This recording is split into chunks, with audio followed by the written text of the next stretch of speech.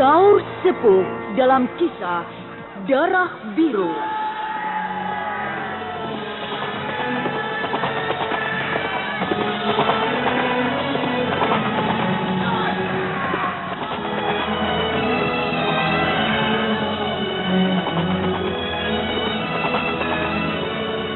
Pendengar yang budiman, sandiwara Saur sepuh dalam kisah Darah Biru ini akan mengisahkan asal mulanya seorang tokoh Ditjaya bernama Kumbara, satria sejati, pujaan rakyat Madangkara.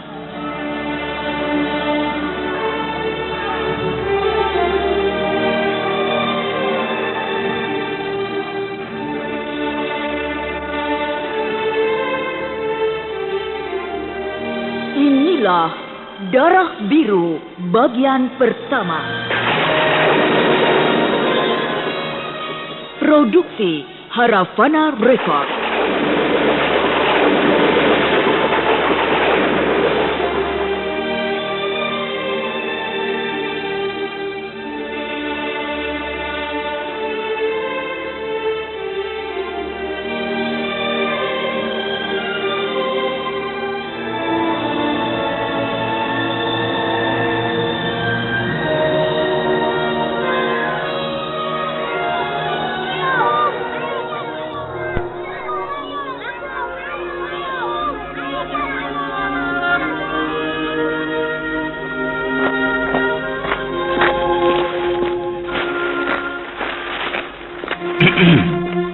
Siapa kau?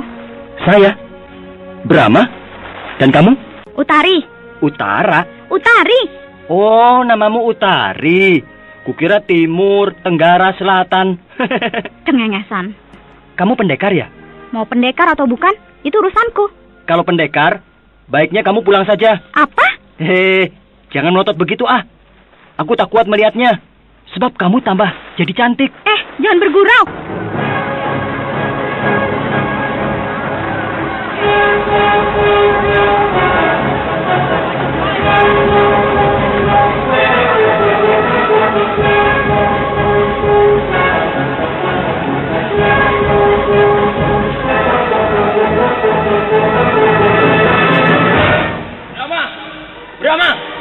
Brahma! Ada apa, Pak Daruka? Datang lagi. Kelelawar setan itu datang lagi. Celaka. Ya! Mana? Tidak ada? Itu di angkasa. Hah? Sekelompok kelelawar bergerombol di udara. Dan itu apa? Manusia? Iya, itu manusia. Manusia bisa terbang? Dia tidak terbang, tapi duduk di atas rentangan tali temali yang diikatkan ke badan kelelawar. Perhatikan, di tengah kelompok kelelawar itu ada 5 ekor yang membentuk jarak teratur. 1 di depan, 2 di kiri, dan 2 di kanan. Satu sama lain merentangkan tali yang diikat pada tubuh ke-5 ekor kelelawar itu. Dan orang itu duduk pada tali tersebut. Hebat! Betapa tinggi ilmunya. Ilmu sihir. Orang itulah yang menyihir para kelelawar. Mereka dihimpun dengan kekuatan sihir, lalu dipergunakan untuk menyerang manusia. Berdebah! Jahat benar! Dia dikawal oleh 50 ekor kelelawar yang ukurannya 2 kali lipat lebih besar daripada kelelawar yang menyerang kita. Aku yakin kamu sanggup menghancurkan ke-50 ekor kelelawar pengawal itu. Sanggup? Aku yang akan membereskan orang itu. Dalang malapetaka. Bagaimana caranya? Kita tidak bisa terbang. Sedangkan mereka juga tak mau turun dari udara. Gampang. Aku punya teman. Biar ku panggil.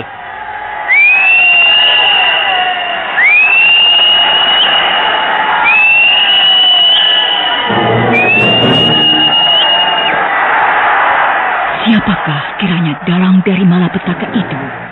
Ternyata menurut Pak Daruka yang mengenalinya, dia adalah Sartin, saingan Pak Tirsa dalam pemilihan kepala desa dulu.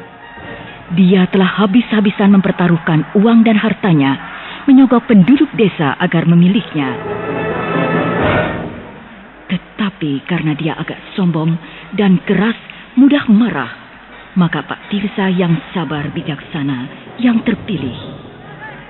Karena sangat kecewa, lalu dia menjadi seperti orang gila, suka tertawa-tawa sendiri. Dan sejak 3 tahun yang lalu, Sartin menghilang tak tentu rimbanya. Kini dia datang membalas dendam dengan para anak buahnya. Nah, itulah sahabatku. Sahabatmu? Iya, lihat saja nanti siapa dia.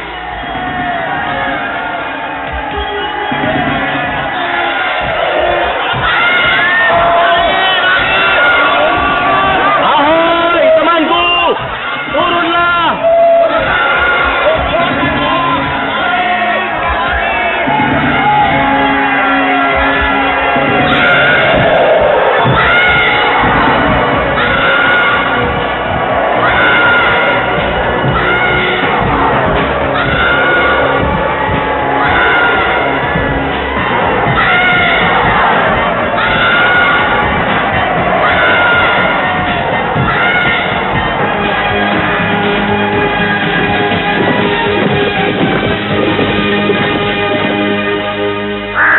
Temanku, kau lihat di angkasa sebelah sana.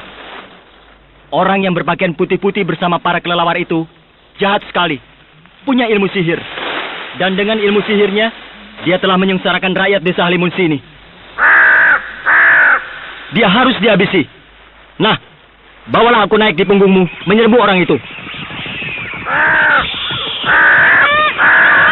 Kelelawar pengawal menyerang! Jangan! Utari, habisi mereka. Aku akan tumpas dalangnya.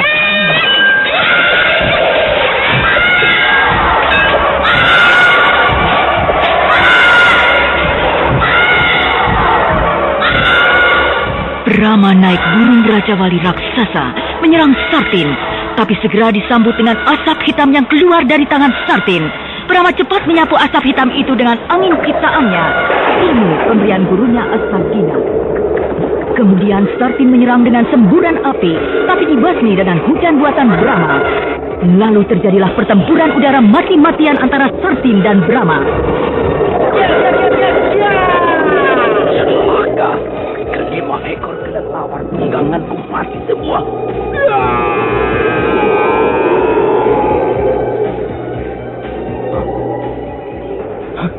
Nah, karena kelelawar yang berentangkan tali pada mati.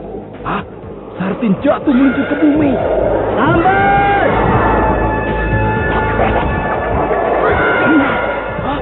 Dia berhasil ditangkap Raja Wali. Dicengkram oleh kakinya. Bagus. Kau hebat, temanku. Cengkram terus. Jangan terlalu keras biar tidak mati. Sekarang kita turun.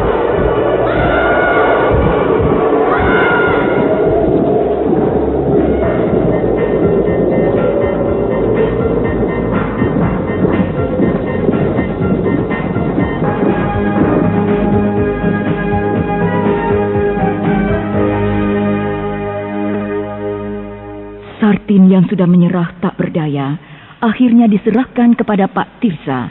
Langsung diikat dengan rantai besi, akan diadili di Kadipaten Linggam.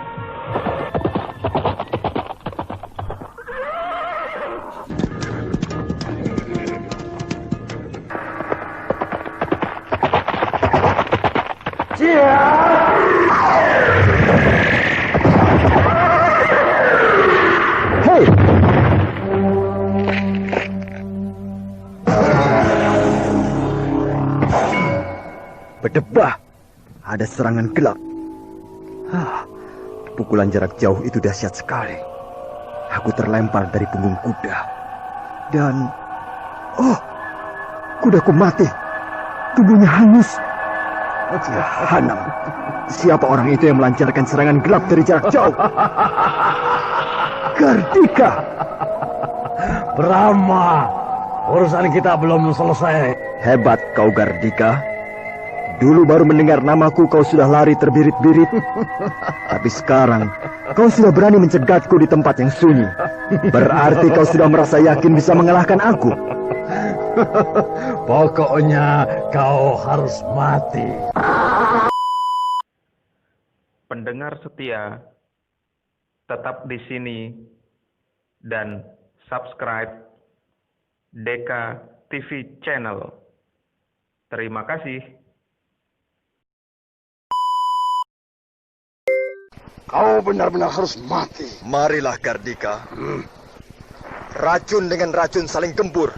Dengan ajian serat jiwa tingkat ke-10, bukan? Iya, tingkat terakhir yang paling menentukan.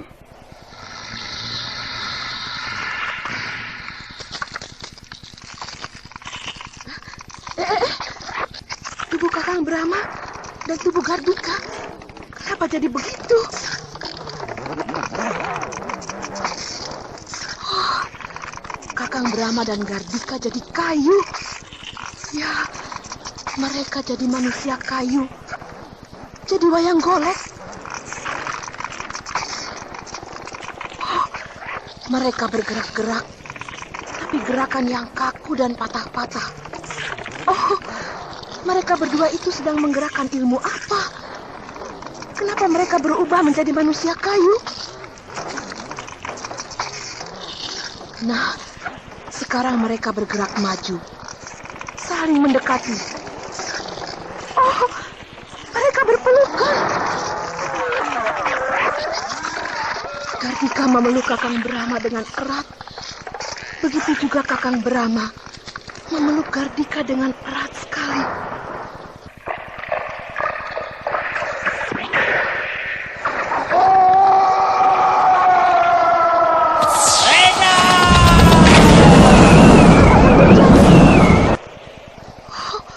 Tubuh Gardika melorot, luluh jadi debu, jadi tepung.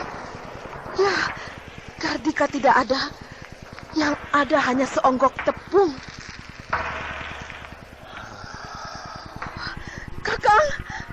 Kakang Brahma, kau tidak apa-apa.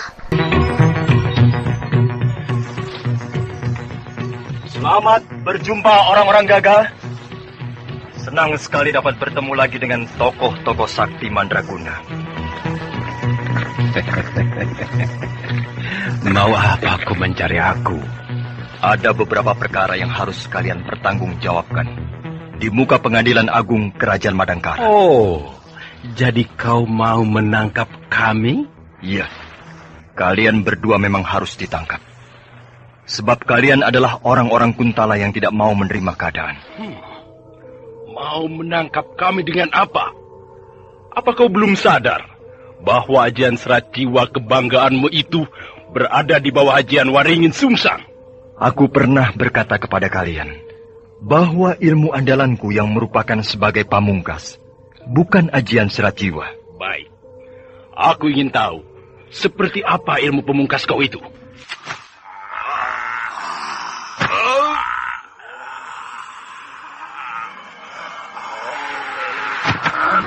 Kijara sudah mengambil ancang-ancang. Suatu sikap dari pengerahan ajian Waringin Sungsang.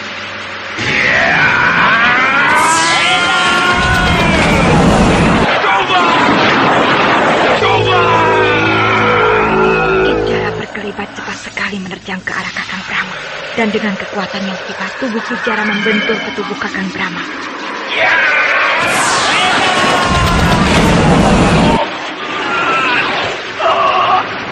Ilmu lampah lumpuh akhirnya dapat mengalahkan ilmu Waringin Sungsang milik Kijara dan Lugina.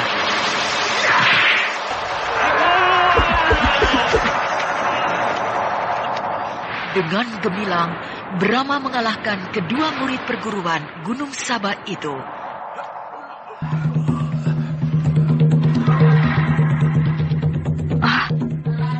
Lugina yang melihat Kijara roboh dengan kemarahan yang meluap-luap menyerang Brahma. Tapi hanya dengan sekali usap disentuh oleh tangan kirinya, Lugina langsung roboh. Tubuhnya mengelosor ke tanah.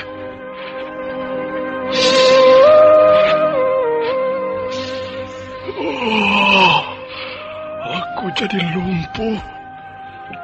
Seluruh tubuhku menjadi lemas.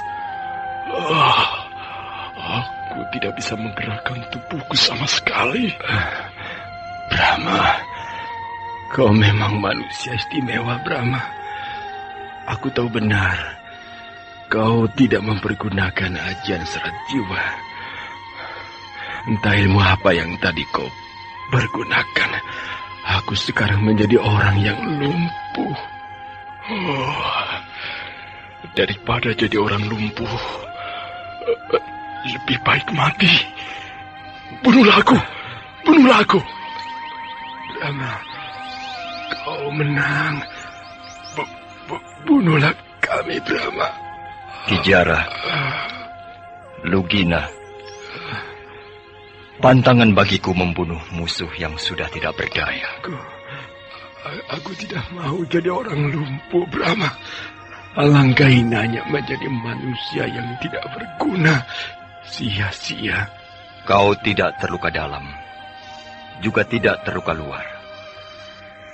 Kalian tidak cedera sedikit pun. Kalian hanya lumpuh. Jadi kalian bisa cepat sembuh, kembali kuat seperti semula. Asal kalian mau bertobat. Bertobat mengakui semua kesalahan dan berjanji tidak akan berbuat seperti itu lagi sampai kapanpun. Kenapa harus malu mengakui kesalahan? Aku tidak akan memperolok-olok kalian. Sebab apa untungnya? Kalian harus menolong diri kalian dengan hati yang bersih. Ya, aku bertobat. Aku mohon ampun. Dan bersungguh-sungguh aku bertobat. Ya, aku juga. Aku bertobat.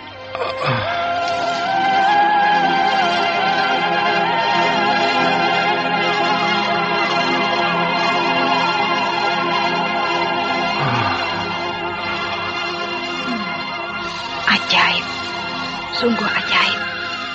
Begitu Ki Jara dan Lugina selesai bertobat, perlahan-lahan mereka bangun, terus duduk dan berdiri. Mereka sudah sembuh. Sudah tidak lumpuh seperti tadi. Tanpa disentuh lagi oleh Kakang Brahma. Mereka sembuh dengan sendirinya. Benar-benar ajaib. Pendengar setia, tetap di sini dan subscribe Deka TV Channel. Terima kasih. Ki Jara dan Lugina berdiri di hadapan Kakang Brahma dengan menundukkan kepala. Ya, mereka malu atau sungkan. Kalian tidak perlu merasa malu terhadapku. Aku adalah manusia biasa. Bukan aku yang menyembuhkan kalian. Tapi dialah yang kuasa atas hidup dan mati segala makhluk penghuni jagat, serta alam semesta. Kepadanya kalian harus pasrah. Terima kasih, Brahma. Terima kasih, Brahma. Sampaikanlah ucapan terima kasih kalian kepadanya. Sebab dialah Sang Maha Pencipta yang kuasa atas diri kalian. Kau seorang raja yang luhur budi. Aku merasa kecil berdiri di hadapanmu. Ya, kami kalah karena kami salah. Ya, kami bersumpah tidak akan mengulangi perbuatan itu lagi. Nah, selamat tinggal. Mantili. Iya, Kakang Brahma. Banyak pekerjaan yang harus kita selesaikan di Madangkara. Mari kita pulang ke Madangkara. Baik, Kakang Brahma.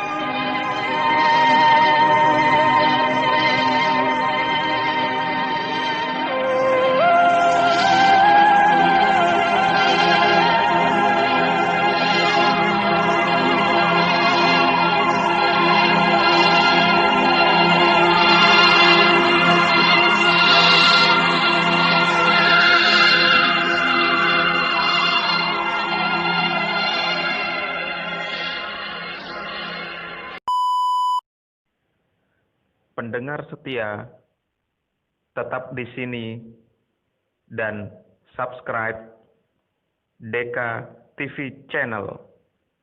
Terima kasih.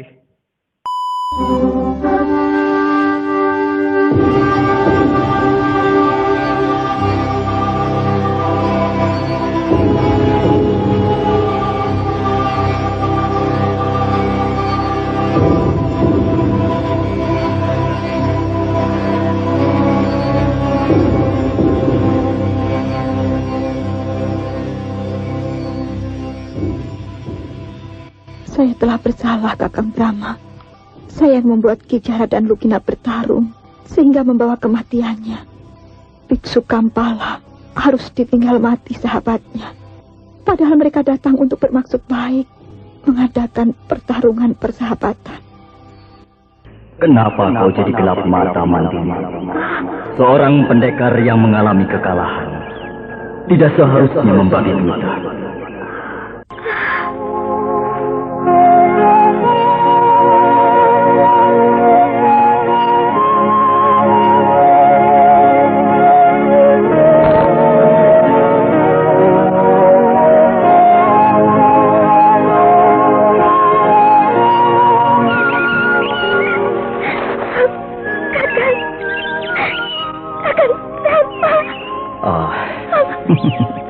Sudah. Jangan menangis. Di dalam sebuah pertarungan, harus ada yang kalah dan yang menang. Iya, Kakak. Pendengar setia, tetap di sini dan subscribe Deka TV Channel. Terima kasih. Tujuan utama kami bertemu dengan Brahma Kumbara. Kedua tanganku terbuka lebar-lebar untuk menerima salam perkenalan dengan siapa saja. Aku tidak tahu siapa kau. Biksu Gempala. Kau menginginkan aku mati? Kadang-kadang pertempuran adalah pilihan. Aku ladeni. Kalau saya mati dalam pertandingan ini, sudilah mengirim kabar ke Tibet, Sang Prabu. Baiklah.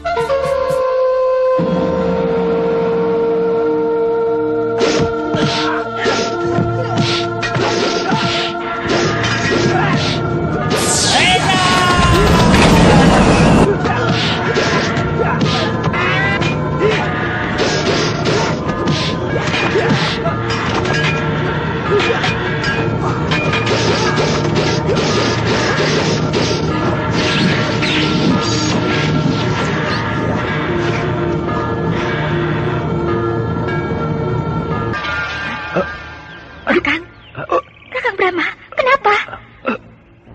Ada apa ini? Panas. Panas. Badanku panas.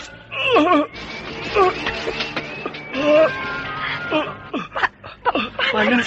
Panas. Kakang, kenapa sampai menggeliat-geliat begitu?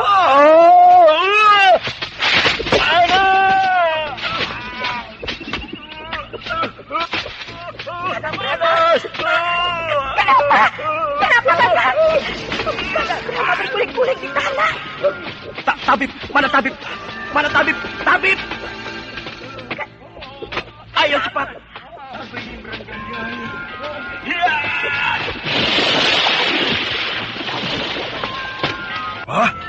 Kakang Brahma melompat ke pemandian dan terus menyelam ke dalam air.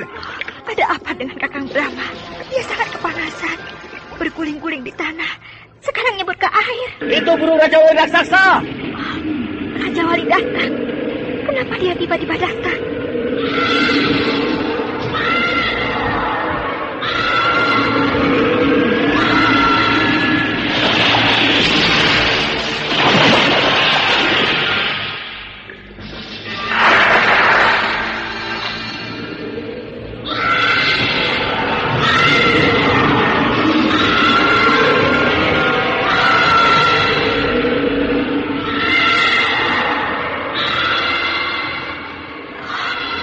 Raja Wali terjun ke dalam air, menyambar Kakang Brahma.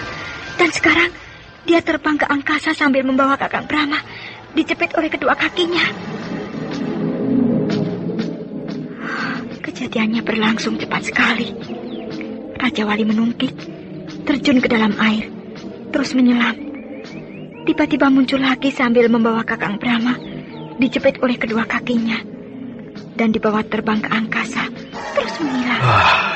Apa artinya semua ini? Pasti ada peristiwa yang maha penting di Gua Pantai Selatan.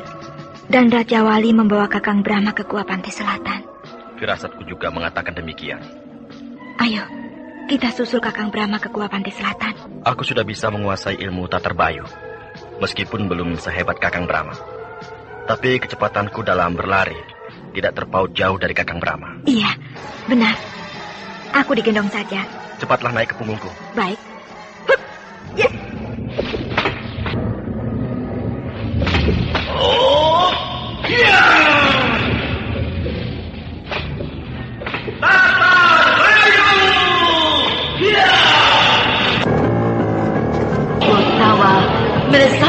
menuju ke gua pantai selatan. Tubuhnya berkelebat-kelebat laksana kilat. Mantili yang menempel di punggung Gontawa mempererat pegangannya, sebab ia merasa ngeri. Alam sekeliling seakan-akan bergerak sangat cepat.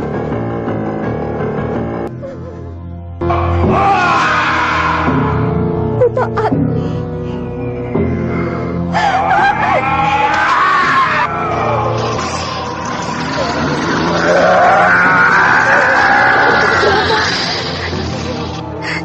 Jangan gelap mata. Kenapa harus mengerahkan ajian Buta Agni?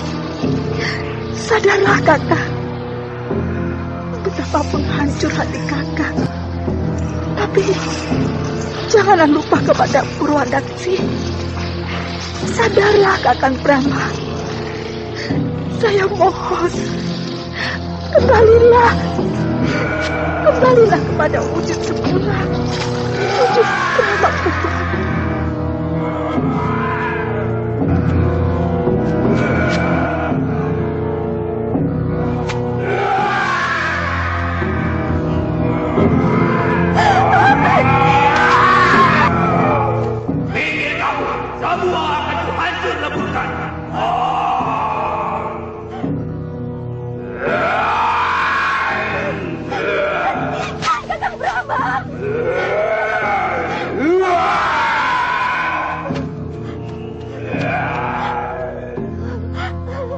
Hentikan, Kakang!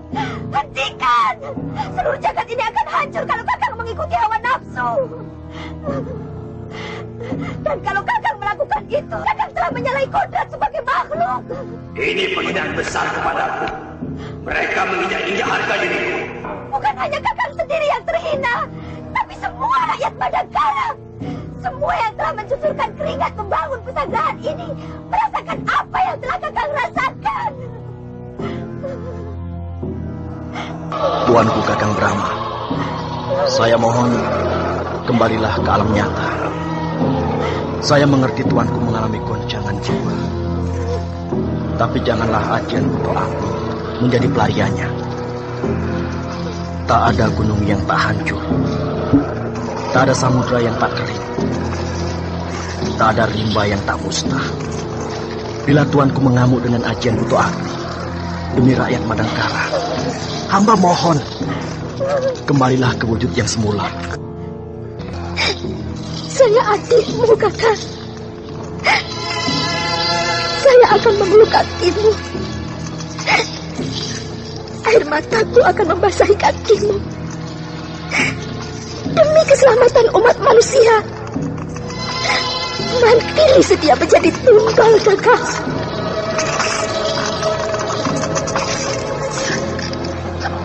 Apa yang harus kita lakukan? Kita cari pengacu-pengacu itu. Mereka pasti orang-orang Kuntala.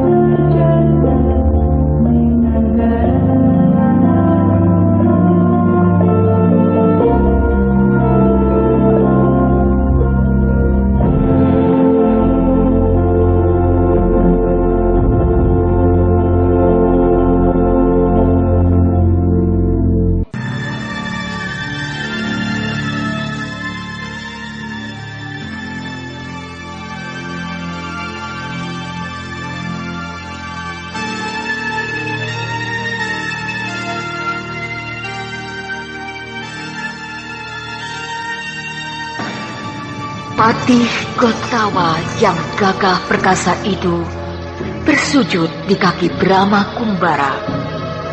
Begitu pula Mantili, si bedang setan yang ganas dan bengis itu. Air matanya bercucuran membasahi kedua kaki Brahma Kumbara.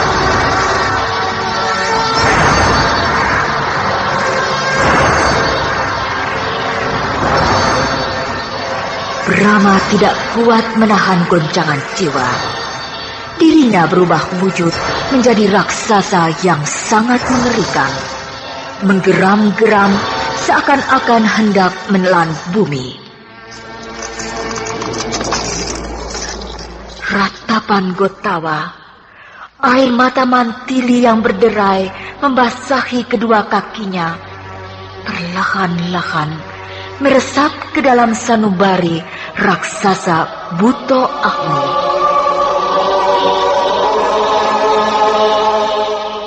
Dan secara perlahan-lahan pula raksasa Buto Agni yang mengerikan itu mengecil, dan mengecil kembali. Akhirnya berubah wujud kembali menjadi seorang kesatria, Brahma Kumbara.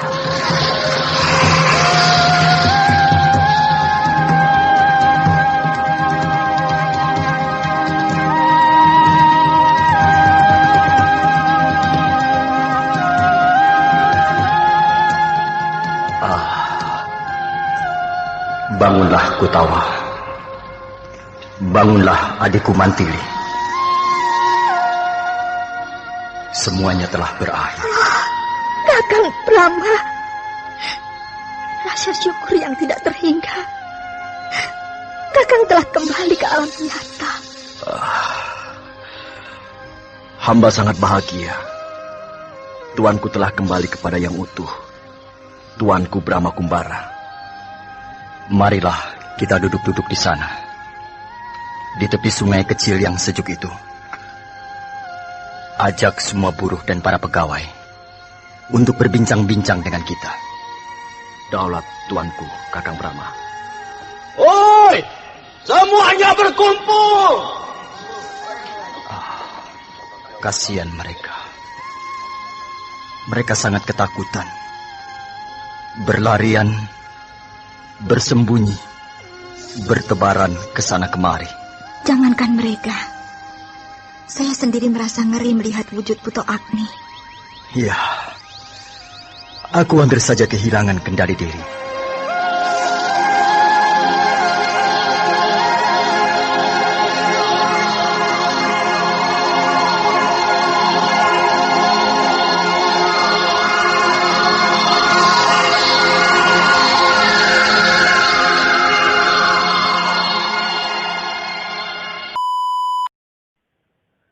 Pendengar setia, tetap di sini dan subscribe Deka TV Channel. Terima kasih.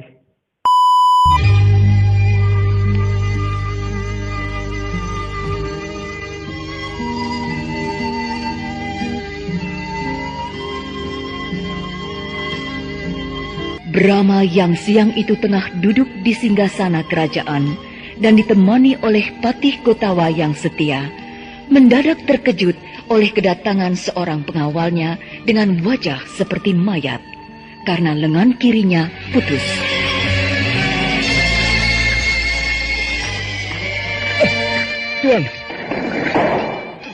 Tuanku. Oh, ada apa pengawal? Pengawal? Tuan. Pengawal. Tenanglah. Tuan. Tenanglah pengawal. Ayo, ceritakan ada apa. Pengawal. Dia mati, tuanku. Mati. Kurang ajar. Kerjaan siapa ini?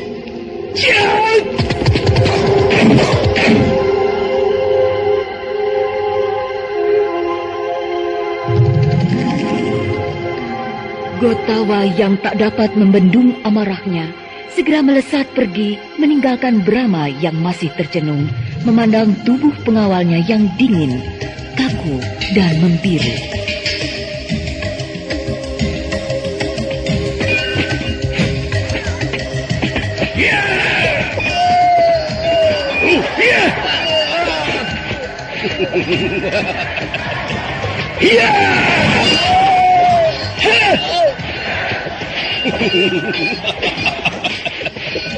Kalian akan kuhabisi kalau masih menghalangiku.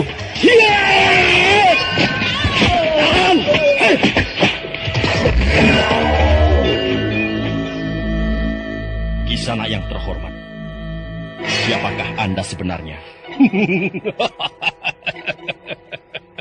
Dan Tuan yang tidak terhormat, siapakah kau?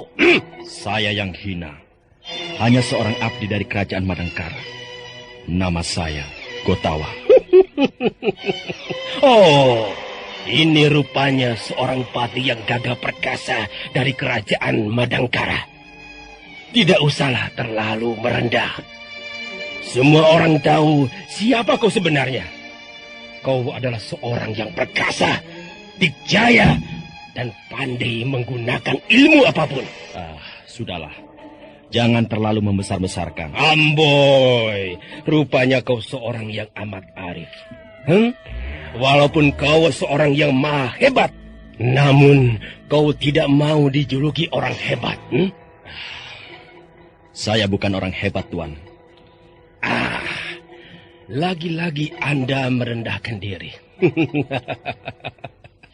Baiklah, kalau Anda tidak mau dipuji, disanjung, ataupun diakui akan kehebatan Anda, saya terima. Tapi ingat, barangkali aku hanya mewakili sekian gelintir manusia saja, bahwa Anda tidak hebat. Dan aku akan membuktikan pada dunia bahwa Anda, Patih Gotawa, patih kerajaan Madangkara yang terkenal hebat, hari ini juga akan bertekuk lutut di hadapanku. Maaf, Tuan. Siapakah Anda sebenarnya? Dan ada urusan apakah sehingga Anda berkata demikian? Saya ingin membunuh istrimu. Saya ingin membunuh Mantili. Mantili. Laki-laki itu tampaknya bernajis. Ingin membunuh istriku. Mantili!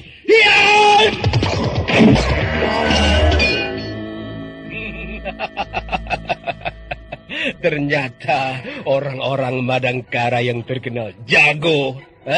Tidak ubahnya seperti segerombolan orang-orang pengecut. Ternyata hanya pandai bertarung seperti maling, main keroyok.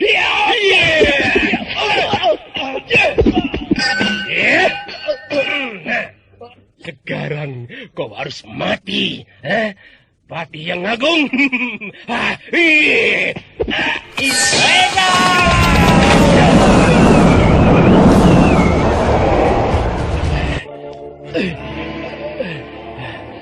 Siapa kau? Ternyata Madangkara benar-benar tikus. Belum kau mampus, katakan dulu siapa nama. Tidak apa-apa. Padahal aku pukul dengan ilmu pukulan taji gading. Kepala kerbau saja pecah, tapi dia tidak apa-apa. Baik, sekarang aku tendang pakai tendangan paku datar. Pasti dadanya jebol.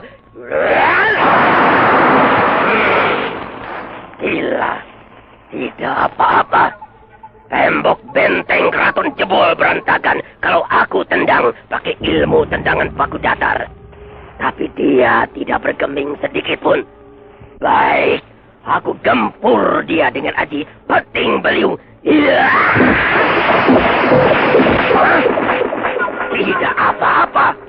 Aji peting beliung adalah ilmu kadikjayaan tingkat tinggi, tapi tidak mempan. Keluarkan semua ilmu kesaktianmu. Apakah masih ada atau sudah habis? Kau memang hebat sekali. Aku ditakuti dan menjadi jagoan nomor 1 karena memiliki aji peting beliung yang mengerikan. Tapi kau tidak luka sedikit pun. Kau tetap berdiri dengan tegar. Baiklah, yang terakhir adalah ilmu pamungkasku, yaitu aji rang-rang burangrang. Sebuah ilmu kadikjayaan yang tidak ada bandingannya. Siapa yang tersentuh oleh tanganku tubuhnya akan hangus seperti dibakar api. Silakan.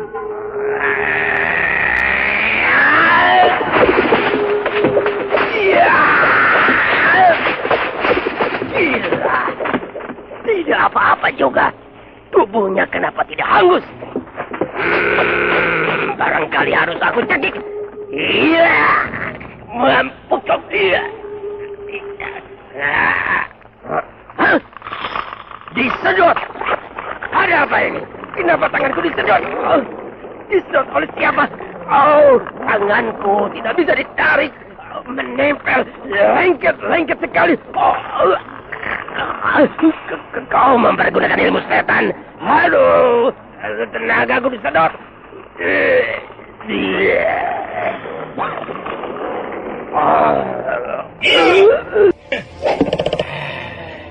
Hei, jangan lari.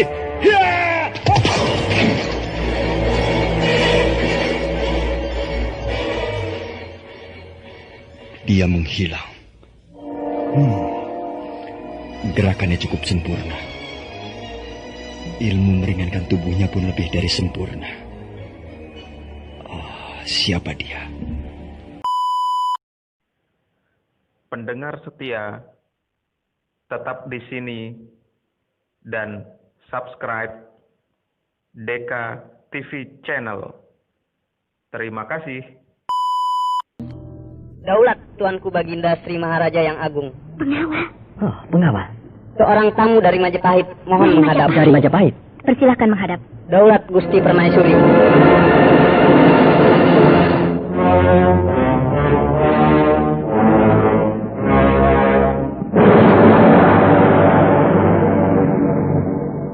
Salam sejahtera Tuanku Brahma Kumbara. Jamali. Salam sejahtera pula Gusti Permaisuri, Tuanku Patih Gotawa bersama Gusti Dewi Mantili. Selamat datang di Madangkara, Jamali. Aku gembira kau sudi mengunjungi kami di sini. Namun melihat wajahmu yang muram, nampak jelas kau sedang gelisah. Nah, lekaslah katakan. Ada apa kiranya berita yang kau bawa dari Majapahit? Ampun Tuanku, saya adalah tamu yang benar-benar tidak tahu diri. Kenapa kau berkata begitu, Jamali? Saya datang tidak sendirian, tapi berdua dengan Lasmini. Lasmini? Iya. Kami berdua begitu datang di ibu kota Madangkara ini, langsung membuat keributan. Apa? Kalian membuat keributan di sini? Di Madangkara? Sabar, Mantili. Biarkan Jamali menjelaskan perkaranya. Iya. Kami bentrok dengan murid-murid perguruan Daruka. Perguruan Daruka? Itu perguruan Tapak Saketi, milik Panglima Ringkin. Hah? Panglima Angkatan Perang Kerajaan Madangkara ini? Benar, Jamali. Panglima Ringkin rajin sekali membimbing para pemuda untuk dilatih dalam berbagai ilmu kadikjayaan.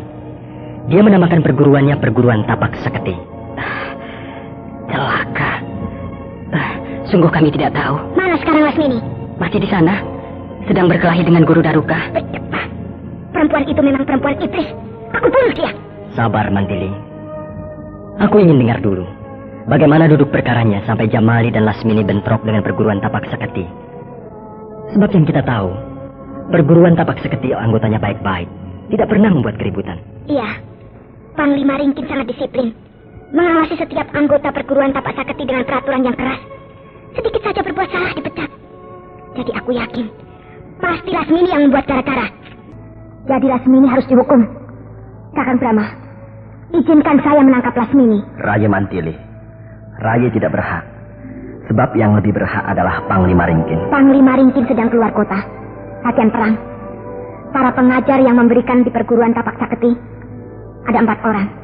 Kakang Brahma, Kakang Patih Gotawa, Panglima Ringkin dan saya. Nah, saya berhak menangkap orang yang berani mengusik ketenangan perguruan itu. Bila demikian, sebaiknya kita semua pergi ke sana.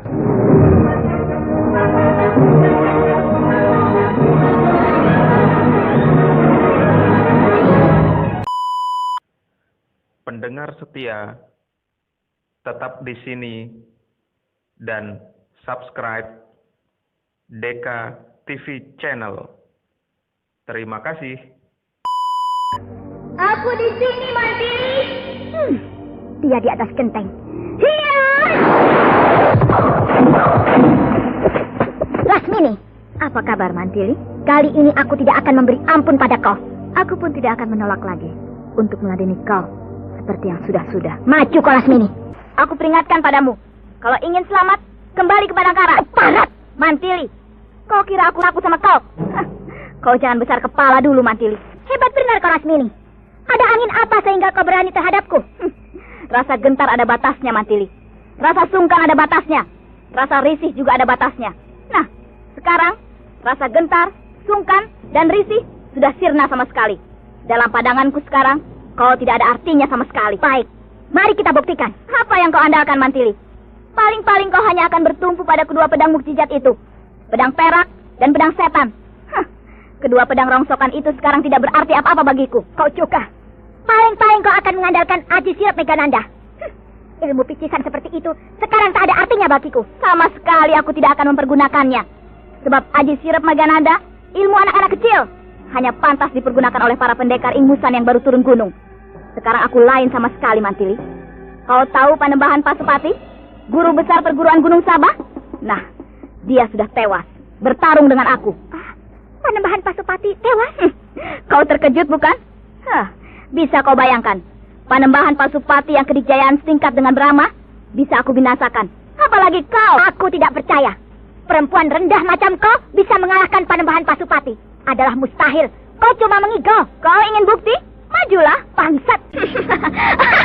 Kau jadi tegang sebab kau bukan pendekar yang bertumpu pada ilmu kadikjayaan. Kau jenis pendekar yang bertumpu pada keahlian bermain pedang. Dan sekarang kau nampak gentar mendengar aku akan mempergunakan ilmu kadikjayaan. Boleh coba? Ajian Serat Jiwa. Gila, dia akan membunuhku dengan ajian Serat Jiwa. Aku harus melebur pedang perak dan pedang setan. Mudah-mudahan dengan peleburan dua pedang mujizat, aku bisa menahan gempuran ajian Serat Jiwa. Lasmini mempergunakan ajian Serat Jiwa. Aku juga tidak tahu. Dia bisa dari mana? Waduh, Mantili kelihatan sangat tegang. Siapapun akan gentar mendengar ajian Serat Jiwa, termasuk Mantili. Mantili sudah mencabut pedang setan, lalu bersama dengan pedang perak disilangkan di depan dada. Mantili akan menahan gempuran ajian Serat Jiwa dengan perisai pedang setan dan pedang perak menghilang di dada. Apakah bisa? Aku tidak tahu.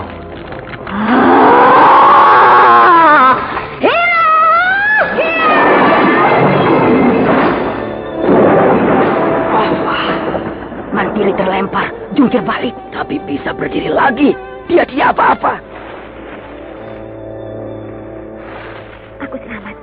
Aku tidak apa-apa. Aku bisa menahan gempuran ajian Serat Jiwa dengan perisai kedua pedang mujizat ini. Gila, Mantili tidak apa-apa. Terluka sedikit pun tidak. Hebat sekali kedua pedang pusaka itu. Hanya dengan disilangkan, dia selamat dari maut. Hanya terlempar ke belakang, jungkir balik, berguling-guling di tanah, tapi bisa berdiri lagi dengan tegar. Aku tidak mengerti tentang ilmu kadikjayaan, tapi aku memiliki dua pedang mukjizat yang tidak ada bandingannya. Bertahun-tahun aku melebur tenaga mukjizat dari kedua pedang ini untuk suatu ketika menangkal serangan ilmu kadikjayaan. Dan aku berhasil. Ajian Serat Jiwa yang termasyhur itu bisa aku jinakkan dengan peleburan mukjizat pedang perak dan pedang setan. Kau jangan besar kepala dulu, Mantili. Sekarang cobalah ajian Waringin Sungsang. Ngelantur. Dari mana kau bisa ajian Waringin Sungsang? Lihat buktinya. Benar. Itu benar ajian Waringin Sungsang. Keparat. Lasmini kenapa bisa maju dengan pesat? Dari siapa dia bisa menguasai ajian Waringin Sungsang? Ajian Waringin Sungsang setingkat dengan ajian Serat Jiwa. Mudah-mudahan dengan peleburan kedua pedang mujizat ini, aku bisa mengatasinya.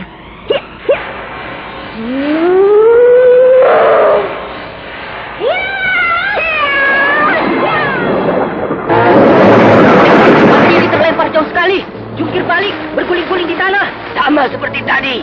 Perlahan-lahan dia bangun, lalu berdiri dengan tegak. Dia tidak apa-apa.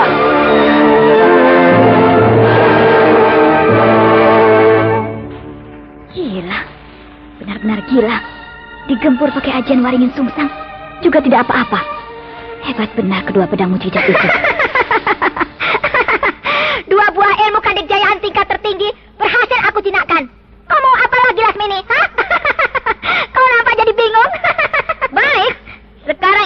lumpuh. Perempuan sinting, kau semakin ngawur tidak keruan. Tidak akan ada yang bisa menguasai ilmu lampah lumpuh kecuali Kakang Brahma. Brahma juga manusia biasa, masih doyan makan nasi. Nah, kalau Brahma bisa, kenapa aku tidak? Terserah kau. Apakah kau masih waras atau benar-benar sudah jadi gila? Jangan banyak mulut. Lihat buktinya.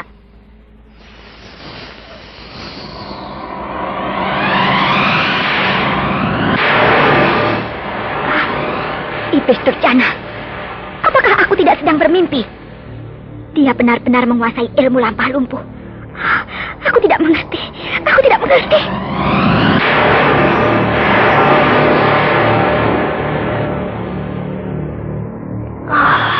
Gila.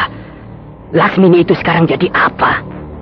Kenapa dia bisa menguasai ilmu kadikjayaan tingkat tertinggi semuanya sekaligus? Apakah dia mendadak jadi dewa? Tenang, Kanjeng Tumenggung Jamali. Sebab nanti kau akan lebih terkejut lagi kalau Lasmini mengeluarkan ilmu pamungkasnya yang sangat menyenangkan. Aku tidak punya pilihan lain kecuali mengulangi lagi pertahanan seperti yang sudah-sudah. Menyilangkan kedua pedang mukjizat ini di depan dadaku. Mudah-mudahan seperti tadi, aku berhasil mempertahankan diri.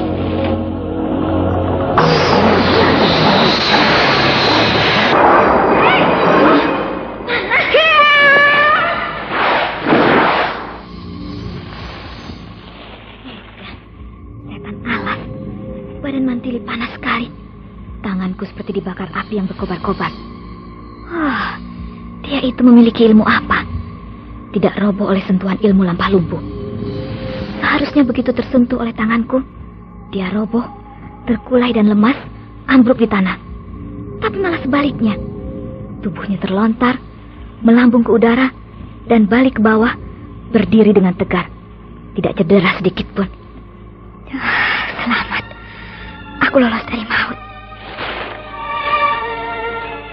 Mantili, terus terang aku kagum kepadamu. Aku sama sekali tidak menduga kalau kau ternyata seorang pendekar pedang yang paling dikjaya. Yang bukan hanya ahli bermain pedang, melainkan berhasil melebur mukjizat dari kedua pedang pusaka itu. Terpaksa, dengan sangat terpaksa, aku harus menundukkan kau dengan gabungan ketiga ilmu tersebut. Terimalah ilmu cipta dewa, ilmu durjana apalagi yang akan kau pergunakan, Lasmini. Kalau kau bisa melebur intisari dari mukjizat pedang setan dan pedang perak, maka aku pun bisa melebur intisari dari mukjizat ajian serat jiwa, ajian waringin sungsang, dan ilmu lampah lumpuh. Ternyata kau pembual nomor 1. Tapi tak apalah. Aku tahu kebenaran dari kata-kata seorang pembual seperti kau. Baik, mari kita buktikan.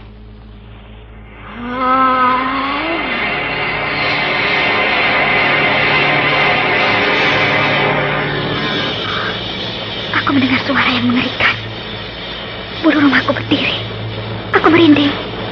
Ilmu durjana apalagi yang dipergunakan si Lasmini itu? Tak ada lain lagi pertahananku selain menyilangkan kedua pedang ini.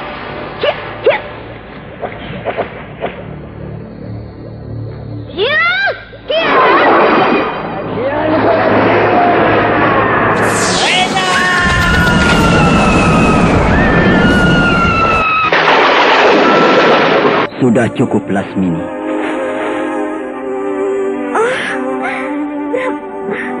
Brahma, kau selalu menghambat perjalanan hidupku. Berulang kali kita bertemu. Berulang kali pula aku selalu mengatakan kekurangan dan kelebihanmu. Tapi kau tidak pernah merenungkannya secara sungguh-sungguh. Entah kapan kau akan merenungkannya. Tentang siapa dirimu, siapa sebenarnya Lasmini. Apakah sampai akhir hayatmu kau tidak akan pernah tahu siapa kau yang sebenarnya? Kau kejam. Kata-kata itu berulang kali aku dengar. Kau manusia setengah dewa. Mengapa bukan kau sendiri yang turun tangan menempa diriku? Kalau kau memang berniat menyelamatkan diriku. Aku bukan manusia setengah dewa. Atau dewa setengah manusia, Lasmini. Tapi aku adalah Brahma Kumbara. Anak seorang petani dari kampung Jamparing. Yang karena punya nasib baik, bisa jadi raja di Madangkara. Jadi mustahil aku akan bisa menempa dirimu secara langsung. Pendeta Brahmana sendiri tidak pernah menempa manusia. Hanya terbatas pada memberikan bimbingan dan tuntunan. Nah, begitu pula aku, yang kemampuanku jauh di bawah pendeta Brahmana. Sinar matamu memancarkan kebencian yang amat sangat. Degup jantungmu dilanda gejolak dendam kesumat. Kau sudah berhasil menjadi tokoh utama, kelas 1, di dalam rimba persilatan. Semua tokoh utama yang memiliki ilmu kesaktian yang tinggi, semuanya sudah kau tundukkan. Nah, apalagi yang akan kau kerjakan di dunia ini, Lasmini? Kaulah yang paling nomor 1. Oh, di balik kata-katamu terkandung niat untuk menundukkan aku. Apakah kau akan menantang aku? Atau pula namaku tercantum di dalam daftar orang-orang yang harus kau taklukkan? Lasmini. Aku ini bukan tokoh, apalagi tokoh nomor 1. Sama sekali bukan.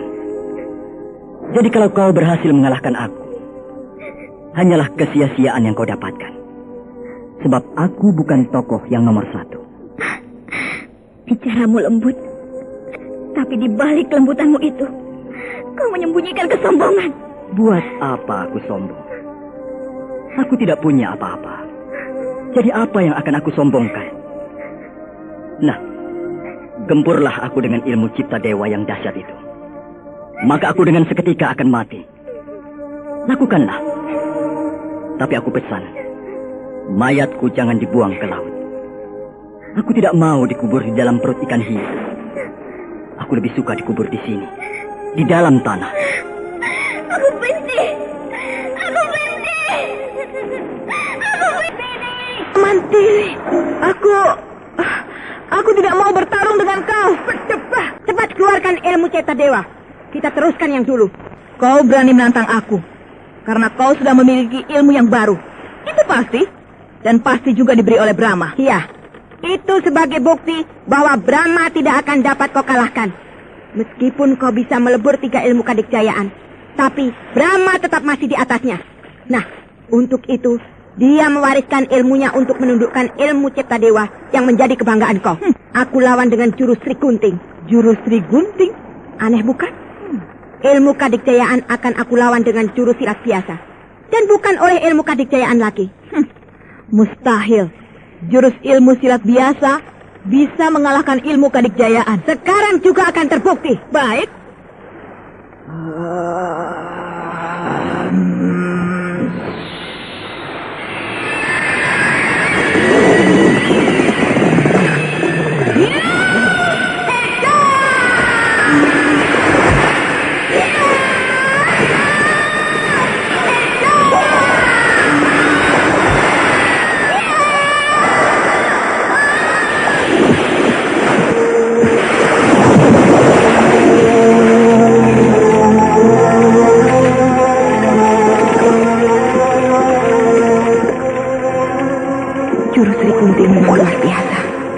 Lasmini terlempar ke udara, jatuh meluncur ke bawah.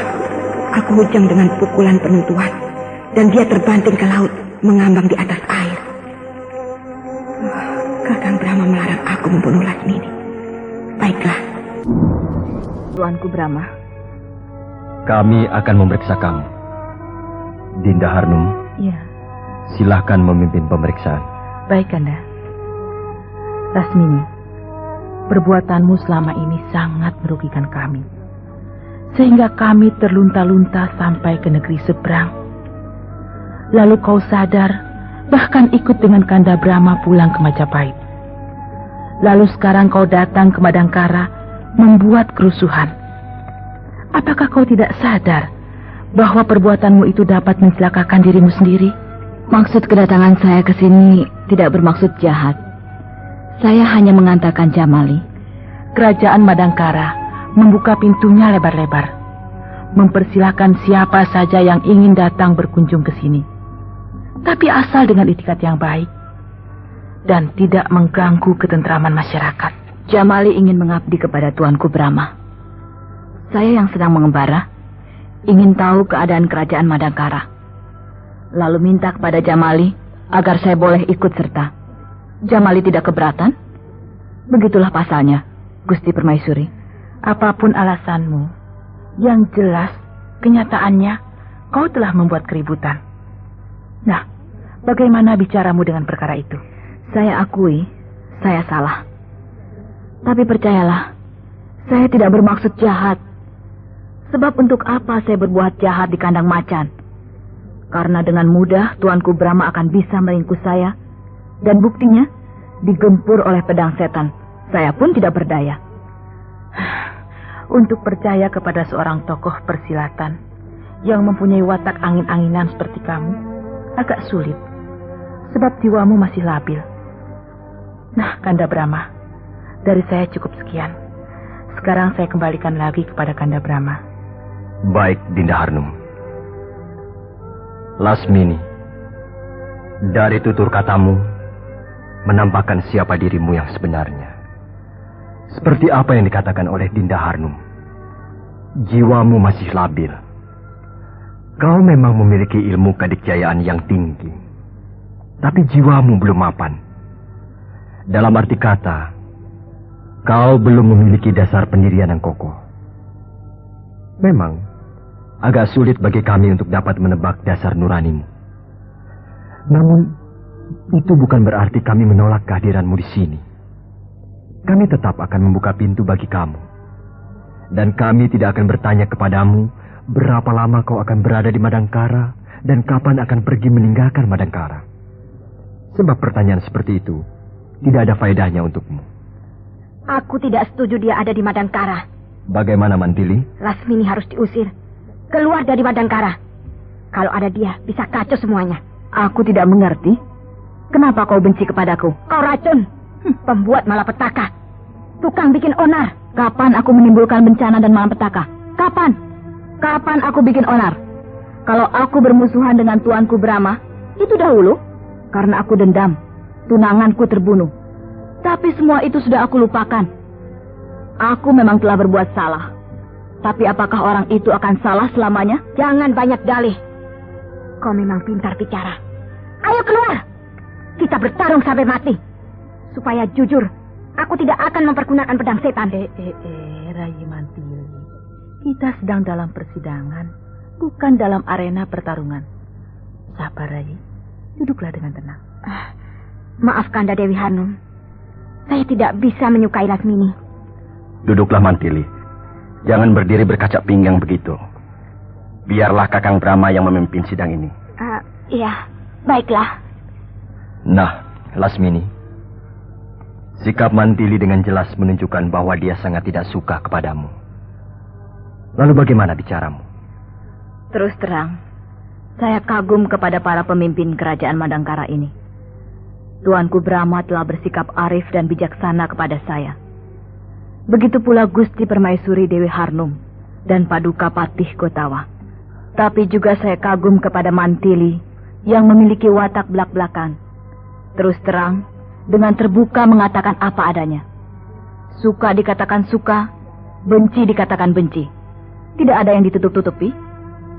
Sikapnya bukan sikap yang palsu, tapi sebuah sikap yang menunjukkan kejujuran hatinya. Untuk itu, saya akan mohon diri. Mohon diri? Pengalaman sekejap di kerajaan Madangkara ini membuat kesan tersendiri bagi saya. Dan itu akan merupakan kenang-kenangan bagi saya yang mungkin akan sulit saya lupakan. Saya orang Majapahit. Saya dibesarkan di sebuah kerajaan yang besar dan megah. Dan kerajaan Madangkara ini kerajaan yang kecil, hanya setengahnya Majapahit.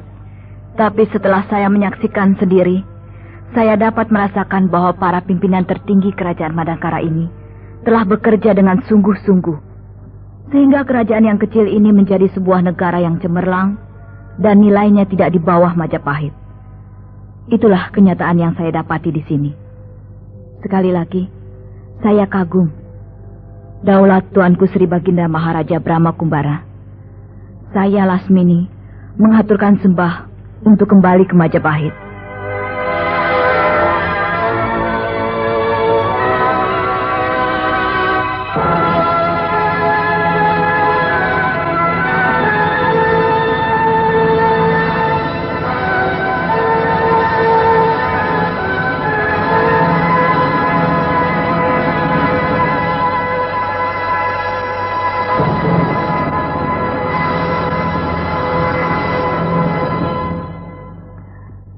Kanda Brahma, saya tidak mengira kalau Lasmini dapat berbicara dengan untaian kata dan rangkaian kalimat yang berisi.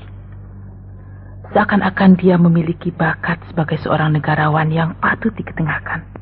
Iya, mungkin dia mendapatkannya itu ketika mendampingi Sultan Malaka. Tapi yang jelas, Lasmini sebenarnya seorang perempuan yang baik. Hanya karena wataknya yang angin-anginan itulah yang membuatnya tidak bisa menentukan landasan hidup yang kokoh. Dia merupakan perlambang dari seorang perempuan muda yang sedang mencari siapa dirinya. Dia sebenarnya membutuhkan seorang guru. Bukan guru ilmu kadikjayaan, tapi guru yang bisa membuka tabir rahasia jiwa. Ya.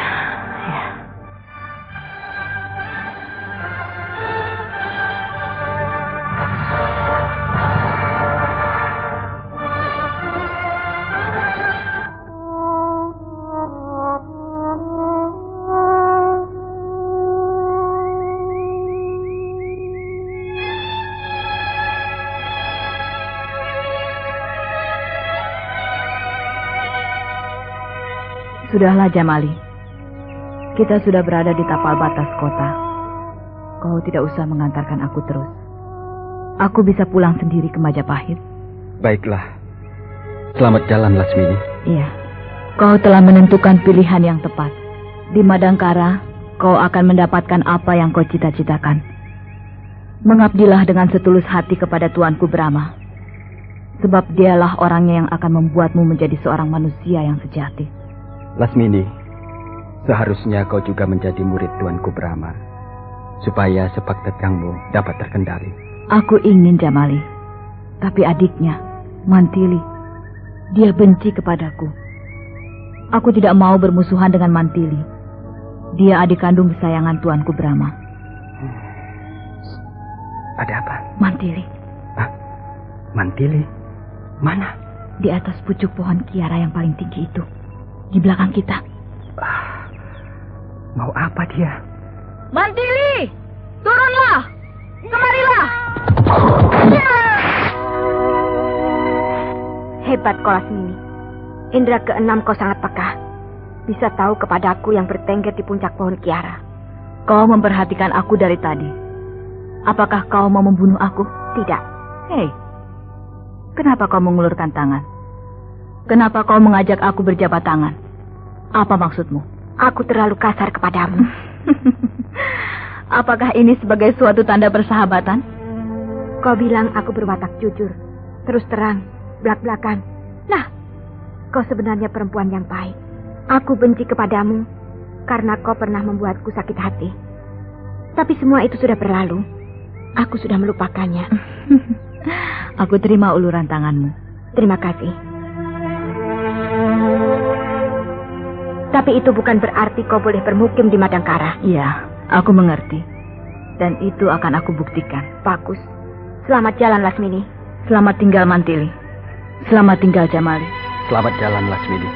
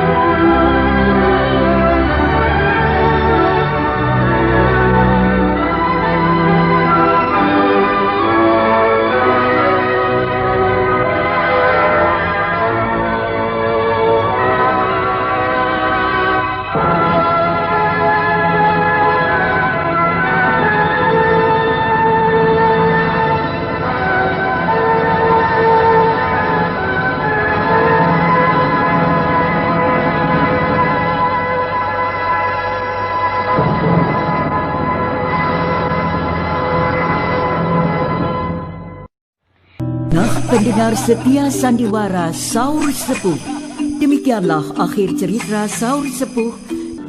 Saya Maria Untu dan para pendukung sandiwara ini mengucapkan terima kasih atas perhatiannya. Sampai jumpa kembali. Matahari yang bersih.